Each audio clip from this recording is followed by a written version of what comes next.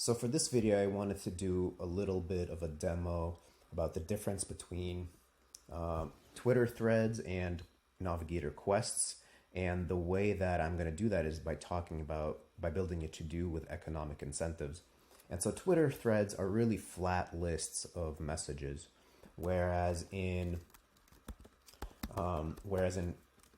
whether quests are actually have titles. So they're a head and tail list where the head contains the title, and then we have a tail with a bunch of messages, and we can manipulate those messages separately from the head. And what I mean by that is here I can actually upvote these messages. So I have 3 upvotes for 3, 2 upvotes for 2, and 1 upvote for 1. And then I can click on, on sort messages over here, and I can choose sort by vote. And I can actually sort these messages. So now you see that because 3 has 3 upvotes, it's now at the top. 2 has 2 upvotes, it's now at the second item. And 1, which used to be first, is now at the bottom. And this way I can prioritize items. So you can imagine if these were like to do, and this was maybe a to do, and then this was a to do. So these are my to dos, and I've now prioritized them, or maybe they're projects in my business or something, and so I can communicate to others what I find the highest priority item to work on.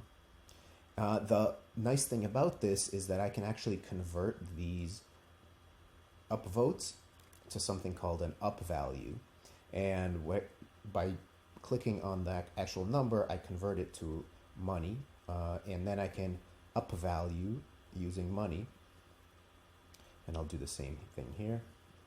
And then, so when I do this, when I up value my own content, you can see when I hover over the up arrow, it actually converts my face over here to the Navigator icon. So when I up value my own stuff, I'm actually sending money to Navigator. So I'm still experiencing a cost. And now that I've created this to do with the top item being 3 cents, if I wanted to start a new item,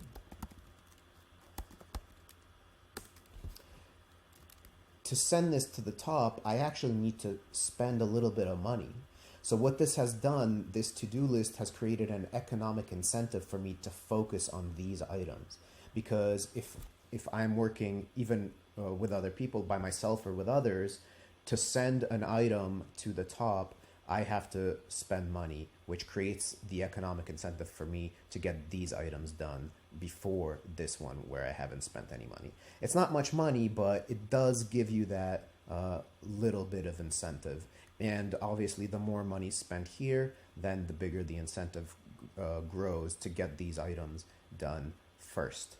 And so this is an interesting way that you can use money and ranked lists to kind of create focus and use these incentives to create a more focused to-do list.